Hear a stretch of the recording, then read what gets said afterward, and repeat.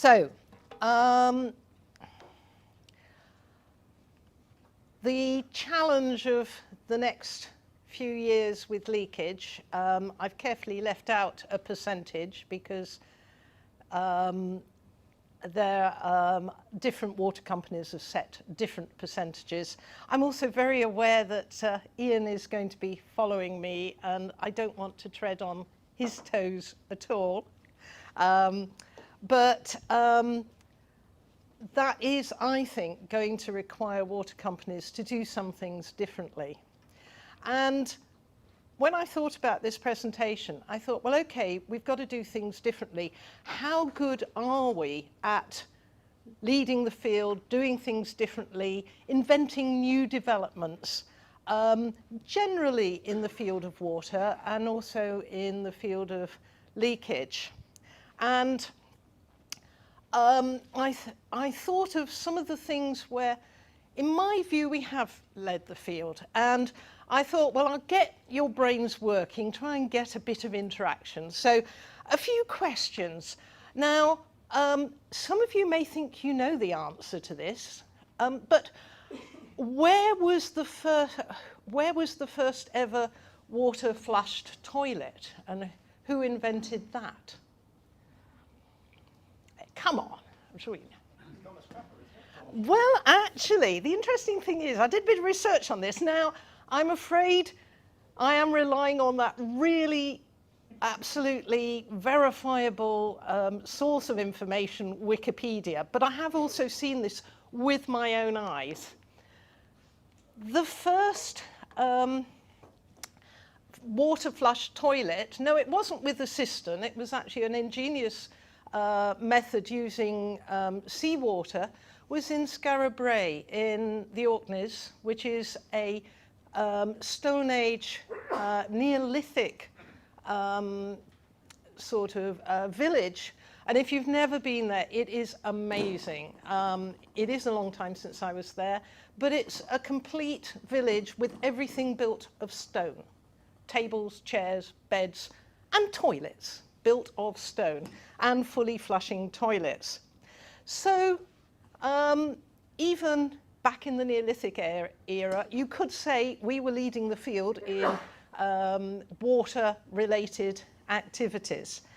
And moving a little bit further forward, does anyone know where the first large pumped water supply was, and roughly when? Well, no one wants to hazard a guess? Well, it was actually, again, according to the internet, and some of this actually came from an academic paper, so some of this is verifiable. It was in 1582, the water supply in London, and the pumps were located under London Bridge, the one that fell down, I think. But even then, leading the field. Moving forward, the first filtration plant to supply a whole town. No? It was Paisley. Notice I am talking about the UK, so, you know, and we've already had the Orkneys, and we've got north of the border again. 1804 in Paisley was the first filtration plant. And then one thing which is close to my heart, because I actually made a video about it for the Institution of Civil Engineers, the first slow sand filters. This is in the world, you know, I would say. Well, they were in Surbiton in London in 1829. And although John Snow, the doctor, gets a lot of credit for sorting out that cholera was waterborne, actually, these slow sand filters were the thing that really proved it, because that provided a population that had treated water, and you had the next door population that got the water from the same location, from the River Thames. And therefore, John Snow had the populations that he could then prove with statistics that cholera was waterborne. So I like to think that actually an engineer provided the facility to prove that cholera was waterborne. And then another first, and you probably don't know this, but did you know that a UK company developed the first screw-down water tap? That was Gueston Crimes. And then the final one, I felt this was appropriate to trenchless technology and also leakage, even if it's not maybe the area of leakage we think of. But the first use of pressure grouting under an embankment dam was carried out in the UK in 1877. So, you know, we've done our fair share to move things forward in the field of water. And I feel that we've also, in leakage, led a lot of early developments. So that in the early 80s, we had the introduction of DMAs in the UK, which are now a widely used approach throughout the world, but they were first developed in the UK, and leak noise correlators. And this was an interesting one. The leak noise correlator wasn't patented until 1996. And there was actually quite a battle between the US and the UK.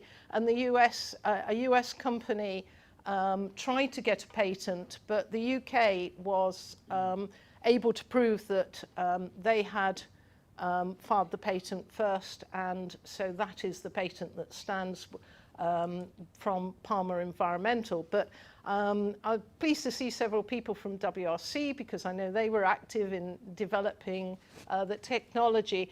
And this is actually Bristol Water in 1981 with a very early leak noise correlator, which filled a whole van. So things have moved on somewhat. In 1998, correlating noise loggers were introduced, and that was quite interesting because I was involved in that when I was working with Wessex Water, trialling the approach and using them to identify leaks. And the UK has also been very active in moving forward some of the concepts that help quantify leakage and help identify leakage performance, for instance. You know, the development of the pressure versus losses equation, the Babe approach, performance measurement. All these things have developed not necessarily entirely from the UK, but with people from the UK very actively involved and contributing to these ideas. So the big question is, can we continue to be the leaders?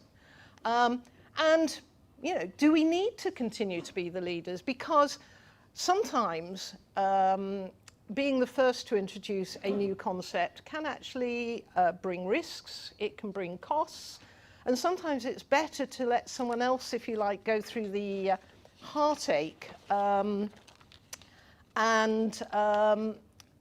do the main development, and to be an early adopter maybe, but not the inventor of something.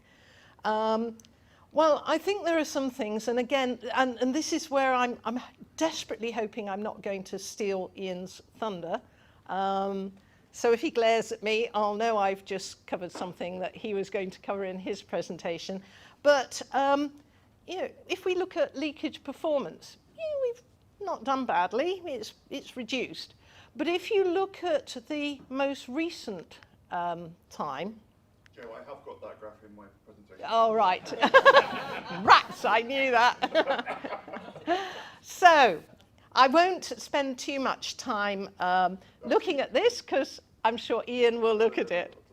But also, you know, when you look at how we're doing now, okay, these are percentages, which we all know can sometimes be misleading, because, for instance, you've got Malta and Cyprus, who seem to have high percentages, but actually they have relatively low consumption. They've managed to get people to reduce their consumption.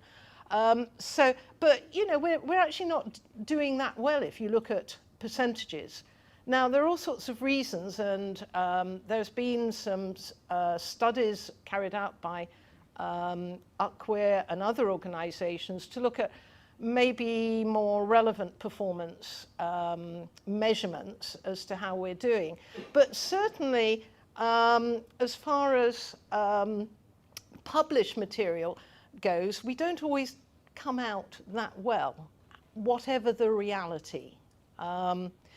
And then I thought it'd be interesting to put this up, and again, I don't know if Ian will be putting this up, but you know, when you look at the water loss, the quantity of water lost from some water companies is huge. Okay, they do treat and distribute huge amounts of water, but that is still water that is lost having been abstracted and treated.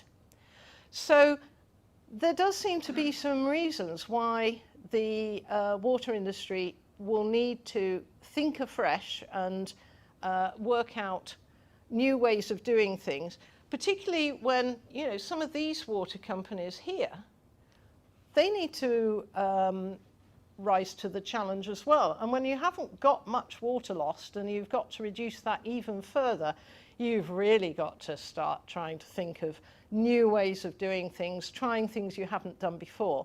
And I hope that we will look at some of these slightly different ways of approaching things today. If we look at the drivers, we've got, first of all, customer views. Now, partly because of the published material, graphs like the one I showed where we seem to be sort of only halfway down the list and not, you know, the best in Europe, let alone the world. Customers do have this view that there's a lot of water lost. CC Water has said, we continue to question whether water companies are doing enough to reduce leakage. And in a little bit more detail, this is what they publish. So they're not terribly happy. And then the National Infrastructure Assessment carried out by the NIC actually said that there was a 1 in 4 chance of severe drought, and that water companies should halve leakage by 2050. I've got some good news about that target, but I'll come back to that. And then finally, for water companies, there are good financial reasons why they need to think differently and make sure that they come up with new ideas and ways of meeting targets. Not least the fact that if they happen to miss their targets, and again, I hope I'm not stealing off what's thunder, but it can be very expensive. So there's certainly requirements to change there. And the industry is reacting. So first of all, Ofwat threw down a challenge of 15% when the guidance for the price review came through. And my understanding is, I haven't sat down and checked every water company, but I understand it's 17%. So there we are, an outperformance there on behalf of the whole industry. And certainly talking to water companies, then they are looking at doing things differently. They're putting in more extensive monitoring, types of monitoring that maybe they haven't used before, more noise loggers, more information coming out of the distribution and different ways of using that. Some companies are trying to involve customers more and making it easier for them to report and identify leaks. And they're using technology and moving towards the sort of a vision of a smart network by knowing better what's going inside, and some of that we'll hear today. But there's also been some focus on leakage, for instance, at the innovation festivals that Northumbrian organised, one in Newcastle earlier this year, and then the recent one in East Anglia, which was a joint Anglian and Northumbrian initiative, where they had, for instance, data hackathons for leakage data to try and find out more information from all that data that's collected. So those have been quite successful. And then finally, I wanted to talk about the UCWIR big question, which is one of a number of big questions. UCWIR tried to move from the rather sort of tactical approach to research to taking a longer view, where they identified longer-term targets and how can they get to it. And some of those longer-term targets, well, interesting enough, there was that CC Water saying we should halve leakage. Well, there's a long-term target or a big question of how do we halve abstraction by 2050? And then related to that and related to today is how do we achieve zero leakage in 2050? Zero leakage. Now, I would say with both of those targets, maybe we'll get to them, maybe we won't. I think it's likely I won't be that worried in 2050, even if I am still here, whether we have actually got to zero leakage. But unless you really focus the mind and set yourself these stretch targets, then and start thinking, well, if we were setting that target, how could we achieve it? Then you won't make the jump and the new developments that are really needed. So the good news is I'm not going to go through this whole thing in detail. If anyone wants a copy, they can obtain a copy via the UCWIR website, www.ucwir.org.uk, and they can get one free of charge. But the programme lead for this big question, Jeremy Heath of SES Water, has actually developed a slightly different way of looking at leakage.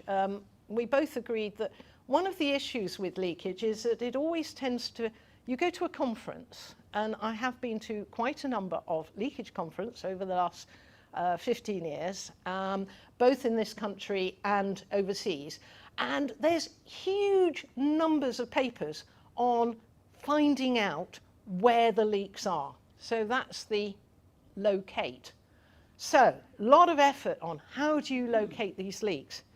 But of course, before you even start to locate them, you have to know that they're there, so there has to be an awareness. And actually, isn't a better way than finding the leaks and then having all the effort of having to repair them, wouldn't it be better to try and prevent them? And assuming that you have found them, I have always been amazed, and I have commented on this and sometimes been the only paper on the subject, there is never anything about mending them, about new ways of mending them, about making mending leaks more efficient. And it really does seem to be the poor relation of the whole process of this leakage management. And I think the acronym of PALM is quite a useful thing to remember of the different parts of trying to achieve zero leakage. So I'll whip through, and again, yeah, I won't spend too long, partly because the time's running out.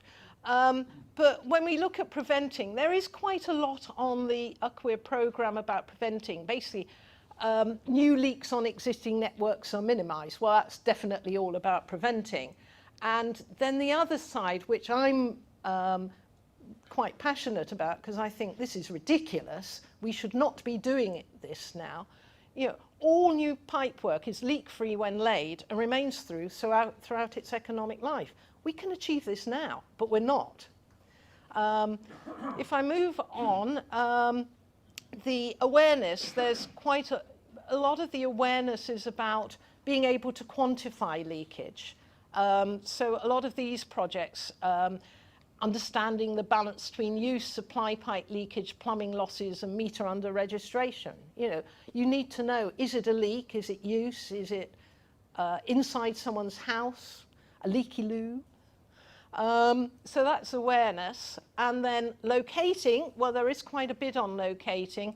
So, and again, that overall topic, all new leaks are found quickly after they break out. So that's about locating.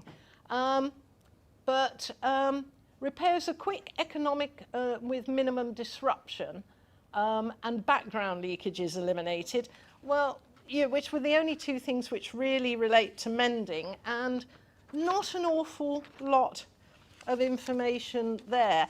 And that made me think of the way we currently repair leaks. And I was lucky enough to be probably one of the last tourists ever to go in the recent time to Palmyra in Syria, which is a fantastic Roman city, probably now in rather more ruins than it was when I went. I don't know if you can see here, but there are some pipes. And the system of pipes look remarkably like our system of pipes now. And my understanding is, I don't have any records of this, but Romans repaired the pipes in the same way that we repair now. They dug a hole and they either put in a new pipe or put something round the pipe to stop the leak. And funnily enough, whilst I was in Palmyra, and this was in 2007, I think, or 8, in the town next to it, there was someone repairing a pipe, probably using a very similar approach to the Romans. So I would just finish with that thought about saying, you know, all these areas of leakage, and this is particularly appropriate for UKSTT, please can people really put effort into thinking about how can they repair pipes in a more efficient way? Because that actually swallows up the bulk of the money in leakage management. So, thank you very much.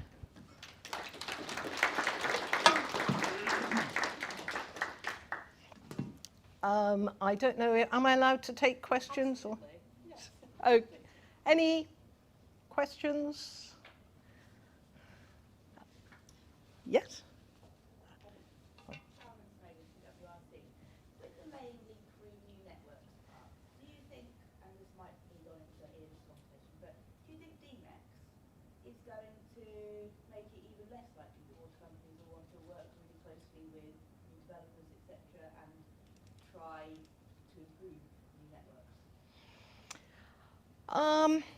Well, I have to own up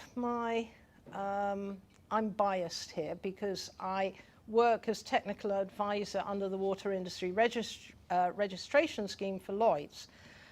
So I happen to be very much in favour of that. That is a robust quality management system, which, whilst not perfect, you know, you can check the competency of people, you can carry out quality audits, but you can't guarantee that if it's Friday afternoon and the guys want to get home and their target was to get a certain meterage in the ground or a certain number of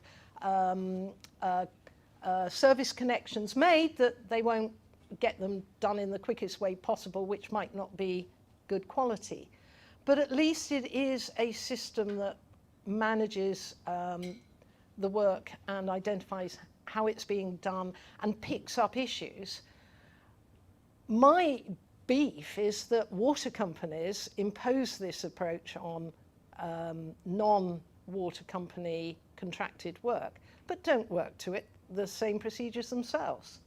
And in some water companies, they cannot say whether the work that their contractors do to install new mains is done to good quality or not. They actually have no way of checking, and finding leaks on polyethylene pipe is not easy, and